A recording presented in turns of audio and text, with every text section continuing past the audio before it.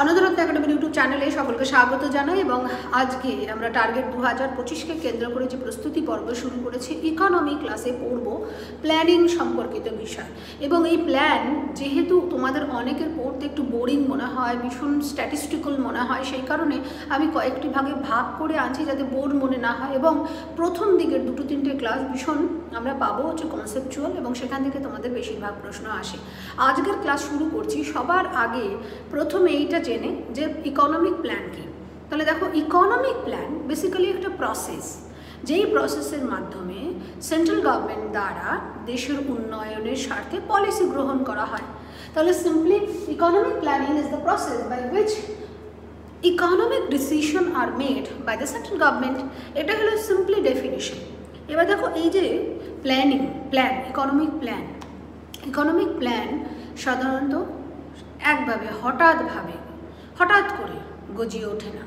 এর জন্য প্রগাঢ় মনোনিবেশ দরকার এবং বিশৃঙ্খল পরায়ণ হতে পারে না। সেই কারণে ফিচার্সে আমরা পড়ছি ইকোনমিক প্ল্যানিংয়ের যে বৈশিষ্ট্য সেটা কি হয়, প্রথমেই বললাম যুক্তিগত। এই যে হঠাৎ বা এক লাফে একটা তৈরি হয়ে এলো তা কিন্তু নয়, প্রগাঢ় মনোনিবেশ দরকার, বিশৃঙ্খল হতে পারে না।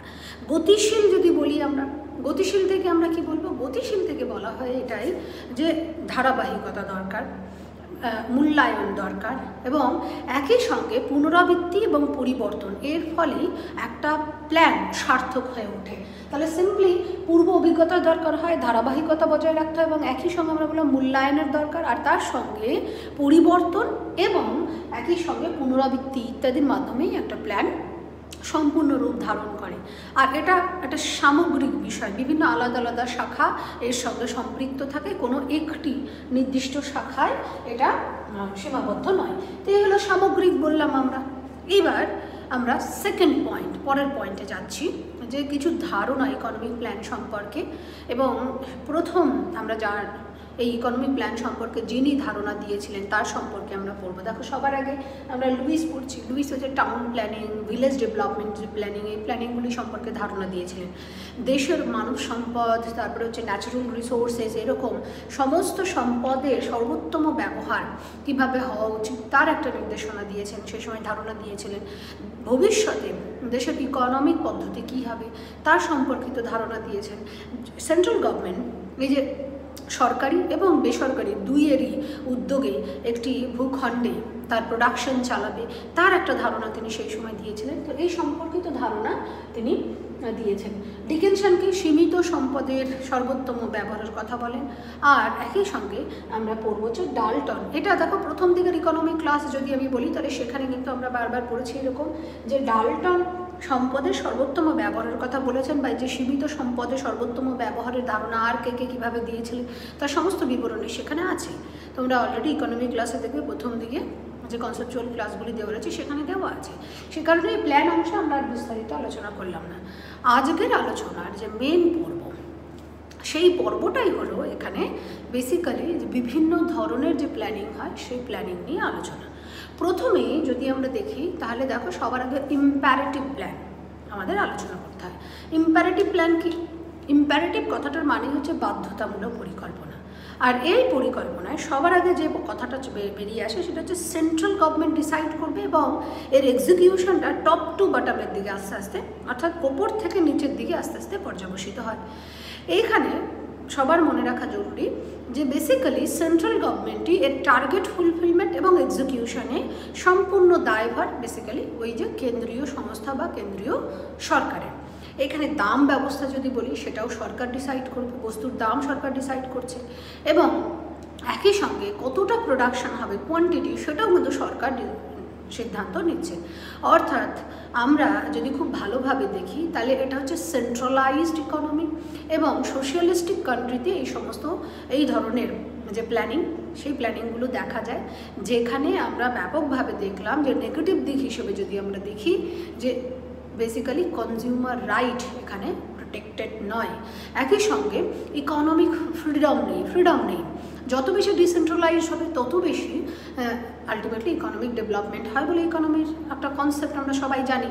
তো এখানে আমরা দেখতে পাচ্ছি সেন্ট্রাল গভর্নমেন্ট যে নির্দেশনা দেবেন সেই অনুযায়ী রাজ্যগুলিও তাদের সেই টার্গেটটা ফুলফিল, সেন্ট্রাল গভর্নমেন্টের দেওয়া যে টার্গেট সেন্ট্রাল যে পরিকল্পনা তৈরি হয়েছে সেই পরিকল্পনা ফুলফিল করতেই তাদের নিজস্ব যে প্ল্যান সেটাকে তৈরি করবেন, এরকম একটা নির্দেশনা সাধারণত থাকে।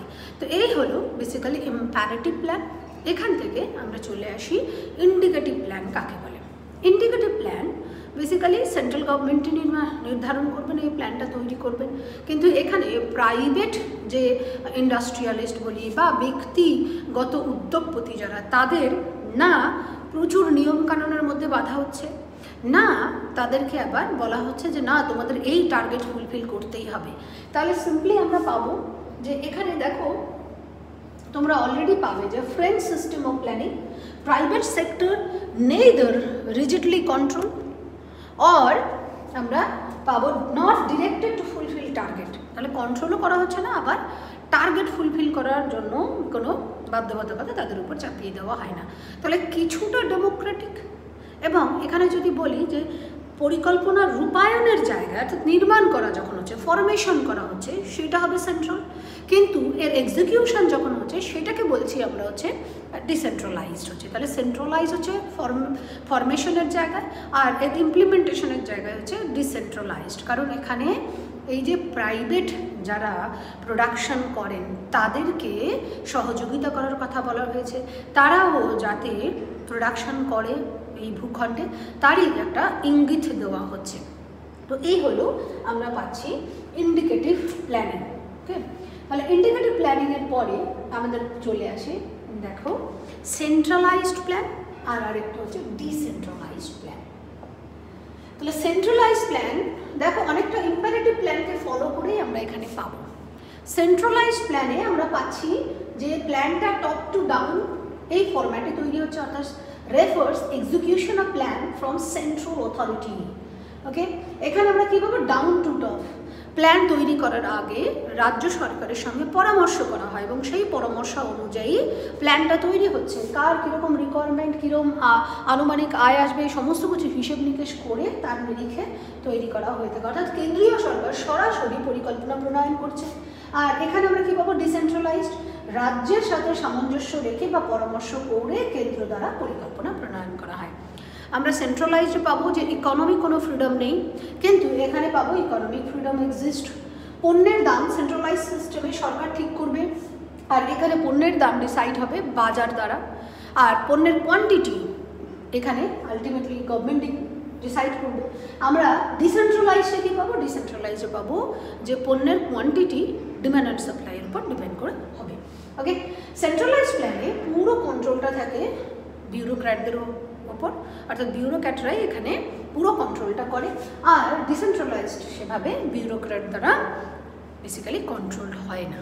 তো সেন্ট্রালাইজড ইকোনমি পেলাম, ডিসেন্ট্রালাইজড ইকোনমি পেলাম। এরপরে দেখা হচ্ছে রোলিং প্ল্যান। রোলিং প্ল্যানকে প্রতি বছর 3টে করে প্ল্যান একসঙ্গে তৈরি হবে। একটা হচ্ছে ইয়ারলি বাজেট, আরেকটা হবে 3 বছর, 4 বছর বা 5 বছরের যে কোনো একটা হতে পারে, এর সাপেক্ষে একটা বাজেট, যেটাকে বেসিক্যালি একটা পরিকল্পনা তৈরি করা হয় যে এই যে প্রথমে শর্ট টার্মের কিছু টার্গেট ধরা হলো, ইয়ারলি বাজেট করে করে সেটাকে ফুলফিল করার চেষ্টা করা হচ্ছে। 3-4 বছরের এই যে টার্গেট ধরা হচ্ছে সেখানে যদি কোনো কারণে পরিবর্তন করা যায় সময়ের সাপেক্ষে সেটা করা যেতে পারে, এরই সাপেক্ষে 3-4 বছর। আর একই সঙ্গে লং টার্ম সোশিও ইকোনমিক যে গোল বা টার্গেট এগুলোকে অ্যাচিভ করার জন্য এর সাথে সাথে 15 থেকে 20 বছরের আরেকটা লং টার্মে বা 10 বছরের একটা বড় টার্মে আরেকটা পরিকল্পনা তৈরি হয়। অর্থাৎ প্রতি বছর এরকম 3টে করে পরিকল্পনা তৈরি হবে। অতএব এই যে রোলিং প্ল্যান, সেই রোলিং প্ল্যানের কোনো নির্দিষ্ট সময়সীমা নেই, সেটা শুরুরও নেই আর সমাপ্তিরও নেই, সময়সীমা নেই।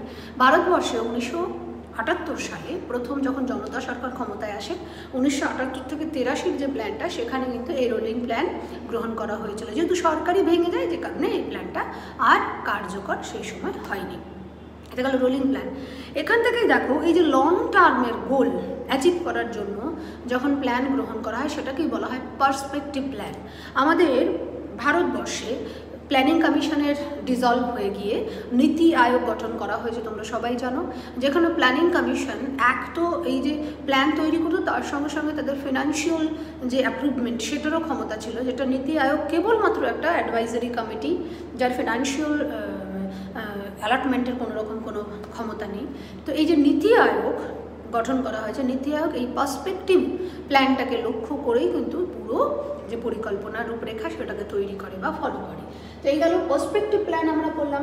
এছাড়াও কিছু কিছু প্ল্যান রয়েছে, দেখো আমরা পাচ্ছি হচ্ছে ফিজিক্যাল প্ল্যান। ফিজিক্যাল প্ল্যান কি?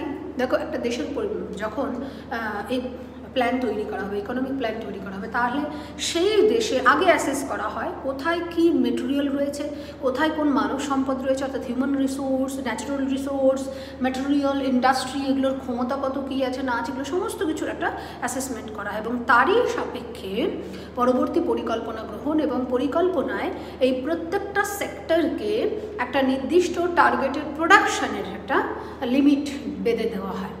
আর এখানেই বলা হয় যেহেতু ওই সম্পদের উপর ভিত্তি করে প্ল্যানটা তৈরি করা হচ্ছে, ওই জন্য এটাকে ফিজিক্যাল প্ল্যানিং বলা হয়। যদি দেখা গেল প্রোডাকশানে হলো না, তাহলে এখানে ইনফ্লেশন হওয়ার চরম একটা প্রবণতা থাকে। ওই জন্যই বলা হয় যে ফিজিক্যাল প্ল্যানিং কখনোই ইনফ্লেশন কন্ট্রোল করতে পারে না, এটাকে হ্যান্ডেল করতে পারে না। তুলনামূলক এই যে দেশের টোটাল প্রোডাকশন কোন খাত থেকে কী আসছে না আসছে সমস্ত কিছু সাম করে সেটার যখন ফিনান্সিয়াল ভ্যালুতে ক্যালকুলেট করে প্ল্যান তৈরি করা হচ্ছে এবং সেখানে এই যে 8%, 7%, 10% জিডিপি গ্রোথ করাতে হবে, এই টার্গেটটা ধরা হচ্ছে। মানিতে বা ফাইন্যান্সে বস্তুর ভ্যালুটাকে ক্যালকুলেট করে তখন সেটাকে বলা হয় ফিনান্সিয়াল প্ল্যানিং। ওকে, তাহলে resource allocation in terms of money হয়, আর ফিজিক্যাল হচ্ছে resource allocation in terms of product, in terms of আমরা মেশিনারিজ, মেশিনস ইত্যাদি নিরিখে হয়ে থাকে।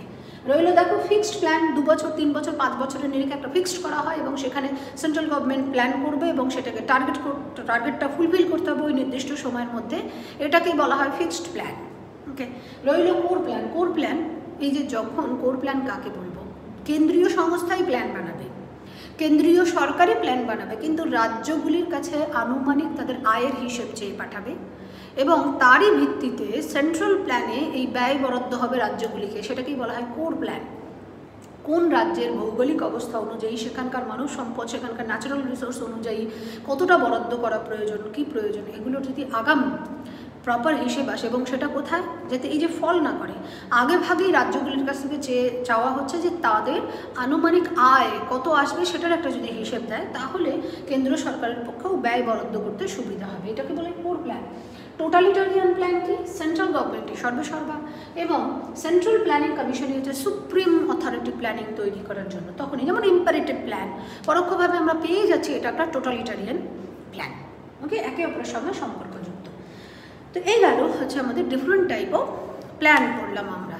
ওকে, এইবার দেখো নেক্সট পার্টেই আমরা এখানে পড়ব যে ইন্ডিয়ান যে প্ল্যান, সেই ইন্ডিয়ান প্ল্যানটা ঠিক কোন ক্যাটাগরির ইকোনমিক প্ল্যান গ্রহণ করা হয় এবং ইন্ডিয়ান প্ল্যানের যে ফিচার্সগুলি কী কী, টার্গেট কী, অবজেক্টিভ কী, প্ল্যানিং কমিশন কী, প্ল্যানিং কমিশন সম্পর্কে কিছু ইনফরমেশান জেনে তারপরে সেখান থেকে নীতি আয়োগ কবে এলো সেগুলি সমস্ত ইনফরমেশান নিয়ে আগামী ভিডিওতে আমি তোমাদের সামনে হাজির হব। ততক্ষণ পর্যন্ত এই যে কনসেপচুয়াল পার্ট, এটাকে তোমরা সবাই আগে ক্লিয়ার করে নাও, সুন্দরভাবে স্ট্রাকচারালি লিখে নাও। দেখো আমি স্ট্রাকচারালি যেভাবে লিখেছি, তোমরা যদি এইটাকে ফলো করো তাহলে তোমাদের পড়তে কিন্তু সুবিধা হবে বা মনে থাকবে ভালো।